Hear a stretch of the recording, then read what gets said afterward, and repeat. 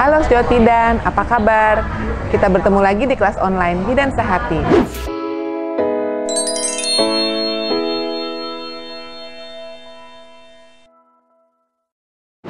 Saya Dr. Jovita Amelia, spesialis gizi klinik. Saya bekerja di Rumah Sakit Ciputra Cengkareng, dan hari ini saya akan menjadi narasumber di kelas online Bidan Sehati. Jadi rekan-rekan sekalian, hari ini kita akan membicarakan mengenai nutrisi pada 1000 hari pertama kehidupan.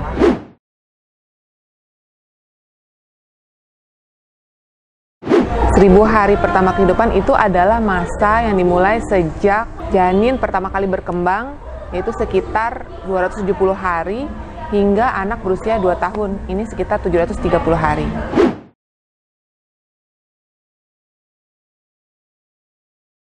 Penting sekali ini tentu saja karena 1000 hari pertama kehidupan itu merupakan masa-masa kritis untuk perkembangan fisik dan juga kognitif bayi ya atau anak ya. Nah, asupan nutrisi yang sesuai ini akan mempengaruhi kualitas kesehatan, intelektual dan juga produktivitas si anak sendiri ini pada masa yang akan datang. Nutrisi pada 1000 hari pertama kehidupan ini emang bertujuan untuk mempercepat perbaikan gizi dan juga memperbaiki kehidupan anaknya sendiri di masa yang akan datang.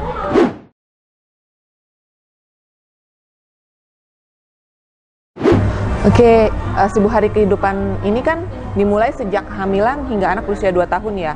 Berarti yang harus dipenuhi adalah nutrisi ibu pada masa kehamilan agar bisa memenuhi kebutuhan nutrisi janinnya juga. Lalu pada saat anak itu lahir hingga usia 2 tahun kan. Nah, pada masa kehamilan kita harus bisa memenuhi kebutuhan nutrisi ibunya sendiri dan juga tambahan energi untuk pertumbuhan janin dan juga peningkatan metabolik pada wanita hamil. Nah, itu harus bisa dipenuhi. Pola asupan sehatnya berarti harus memenuhi kebutuhan makronutriennya juga. Jadi termasuk karbohidrat, protein dan lemak sesuai masa kehamilannya. Termasuk energi sesuai masa kehamilan karena kan beda-beda ya. Trimester pertama kita tambahkan sekitar 180 kalori, sedangkan trimester kedua dan ketiga itu sekitar 300 kalori. Lalu ketika anak sudah lahir sekitar 0 sampai 6 bulan, maka kebutuhan bayi pemenuhannya ini bergantung dari ASI-nya ibu sendiri karena kan 0 sampai 6 bulan disarankan untuk ASI eksklusif ya.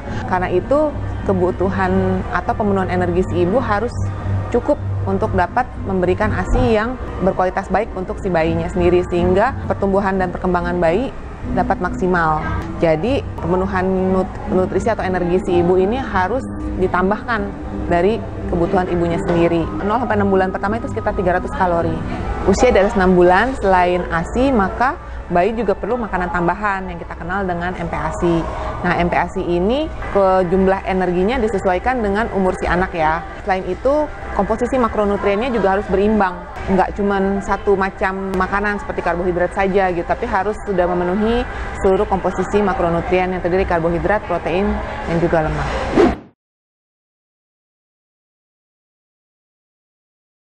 Oke, pemenuhan gizi wanita tidak hamil itu biasanya kita tentukan berdasarkan berat badan, tinggi badan, umur, dan juga aktivitasnya. Jadi setiap orang tidak selalu sama kebutuhannya, tapi kalau kita bikin rata-rata saja, untuk wanita Indonesia sekitar 1.500 sampai 1.800 kalori.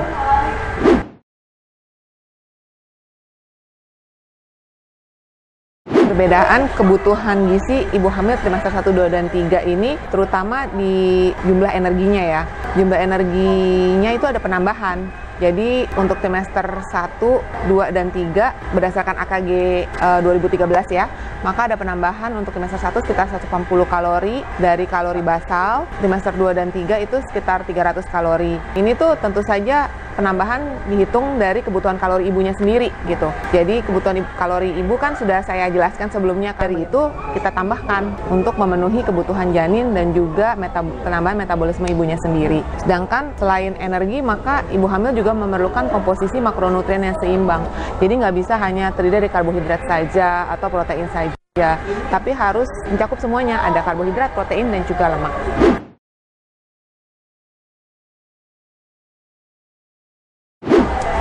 Saya jelaskan dulu kalau gitu ya. Untuk rata-rata kebutuhan wanita yang tidak hamil tadi sudah dijelaskan sekitar 1.500 sampai 1.800 kalori. Sedangkan penambahannya sendiri untuk trimester 3 itu kan penambahan maksimal ya. itu hanya sekitar 300 kalori. Berarti penambahannya ini tidak sebesar 1 kali kebutuhan wanita hamil. Jadi kita pada saat hamil tidak makan sebesar 2 kali kebutuhan kita.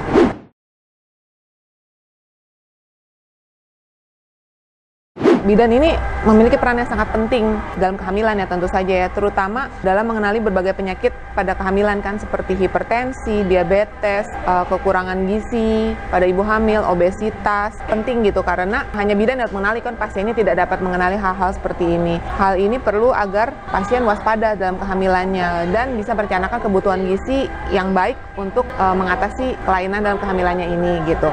Kemudian bidan juga berperan dalam memberikan edukasi mengenai pola makan yang sehat pada ibu hamil karena rata-rata kan ibu hamil tidak mengerti.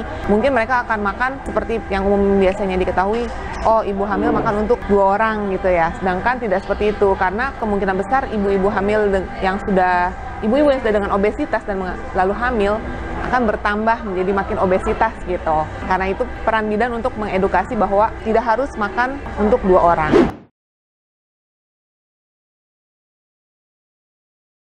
Peningkatan berat badan sesuai untuk ibu hamil, ini sebenarnya sudah ada rekomendasi ya dari IOM. Ini tuh sesuai dengan indeks massa tubuh wanita itu sendiri sebelum hamil. Jadi pada wanita-wanita dengan indeks massa tubuh kurang 18,5, berarti ini kurang gizi ya kalau kita kategorikan gitu ya. Maka diharapkan total peningkatan berat badan selama kehamilan sampai 9 bulan itu sekitar 12,5 sampai 18 kilo. Ini yang baik. Nah, lalu untuk wanita dengan indeks massa tubuh 18,5 sampai 24,9, jadi ini normal ya beratnya, itu diharapkan ada peningkatan sekitar 11,5 sampai 16 kilo. Ini yang baik juga. Dan untuk wanita dengan berat badan lebih, yaitu indeks massa tubuhnya 24,9 sampai 29,9 gitu ya, maka total peningkatan berat badan yang disarankan atau direkomendasikan itu 7 sampai 11,5 kg. Sedangkan untuk wanita yang obesitas, ini biasanya indeks massa tubuhnya lebih dari 30, maka total peningkatan berat badan yang direkomendasikan oleh IOM adalah 5 sampai 9 kg.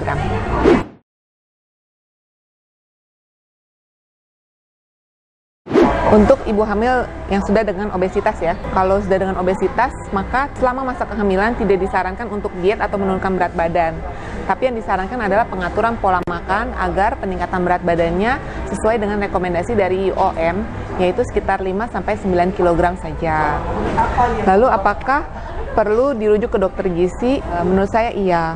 Ini bertujuan agar dapat ditentukan dengan baik kebutuhan gizinya agar tidak berlebihan tapi juga tidak kekurangan yang dapat menyebabkan ibu serta janinnya kekurangan asupan gizi, dan juga agar komposisi makronutrien yang dibutuhkan oleh si janin dan juga ibu dapat diberikan dengan seimbang.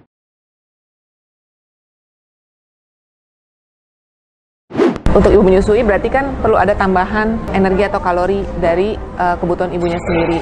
Untuk kebutuhan ibunya sendiri kan dipenuhi sesuai dengan perhitungan berdasarkan berat badan, tinggi badan, serta usia ibunya kan, serta aktivitasnya juga.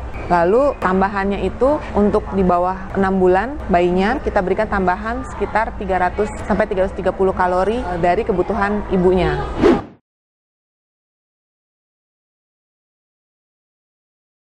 Makanan yang dianjurkan untuk ibu menyusui adalah makanan-makanan yang sehat dan juga seimbang dalam kandungan makronutriennya ya. Si ibu menyusui ini kan perlu tambahan kalori kan. Yang diharapkan adalah tambahan kalorinya ini nggak dari makanan-makanan junk food atau makanan-makanan yang tinggi gula gitu. Karena hal-hal seperti ini kan kurang memberikan manfaat juga untuk kebutuhan janin bayinya ya. Jadi hindari makanan-makanan yang tinggi kalori tapi kandungan gizinya rendah gitu. Jadi hindari juga makanan-makanan yang tinggi lemak. Kalau mau minum susu juga boleh, tapi saran saya gunakan saja susu yang rendah lemak gitu. Karena kan yang kita perlukan adalah kandungan dari susunya sendiri. Sedangkan susu rendah lemak juga sudah memenuhi kandungan gizi yang baik si ibu.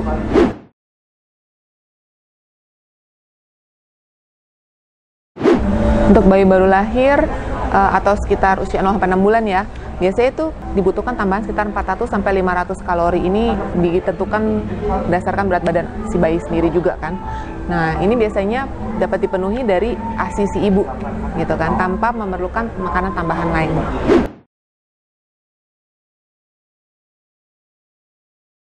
Kalau untuk anak yang baru lahir kan diberikan ASI saja ya, atau ASI eksklusif selama 6 bulan. ASI ini dapat diberikan diberikan sesuai permintaan si anak atau setiap 2 jam.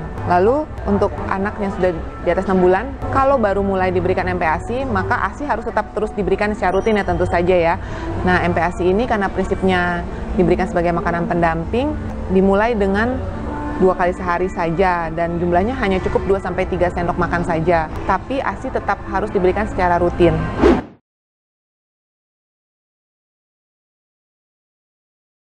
Untuk panduan pemberian MPASI itu yang paling penting pertama jadwal makan. Ini harus sejak dini diberikan jadwal makan yang teratur.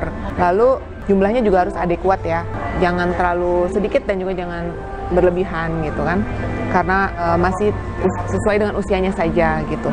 Lalu untuk pengenalan makanan untuk anak ini nggak bisa langsung kita harapkan 1 kali makan dan anak langsung suka gitu. Jadi harus dibutuhkan setidaknya 10-15 kali mencoba. Lalu jangan paksa anak untuk makan. Harus kita perhatikan tanda-tanda lapar dan juga kenyang pada anak itu sendiri. Terakhir, harus aman dan higienis ya. Jadi dalam kebersihan dalam mengolah, menyiapkan dan memberikan MPASI-nya sendiri ini harus diperhatikan karena ini sangat penting.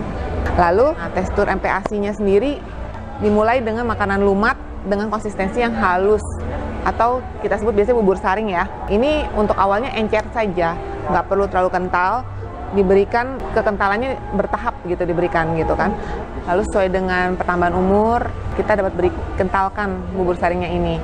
Nah, lalu harus yang perlu kita ingat adalah semangkuk bubur saring yang encer itu memiliki kandungan kalori yang berbeda dengan semangkuk bubur saring yang kental. Karena itu ASI harus tetap rutin diberikan agar si bayi ini nggak kekurangan nutrisi gitu. Karena bukan berarti sudah cukup dari MPASI-nya saja gitu untuk awalnya ya. Nah, lalu maka teksturnya dapat kita tingkatkan menjadi bubur kasar atau ini buburnya tidak disaring. Kemudian finger food, lalu makanan lunak dengan lauk yang cincang saja, dan terakhir jika sudah toleran ya, maka dapat ditingkatkan menjadi makanan keluarga. Sedangkan untuk contoh menu, nah yang bisa diberikan pada si bayi ini, kita biasanya berikan menu 4 bintang. 4 bintang itu apa?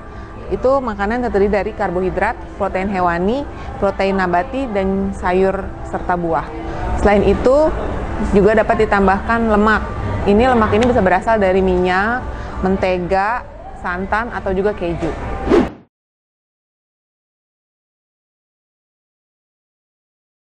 Porsinya kita berikan sesuai dengan umurnya. 6-9 bulan kita bisa berikan mulai dari 3 sendok makan yang tadi saya bilang hingga setengah mangkuk ukuran 250 ml. Lalu untuk 9-12 bulan bisa kita berikan sebanyak setengah mangkuk ukuran 250 ml, mungkin beda di tekstur dan juga jenis makanannya ya.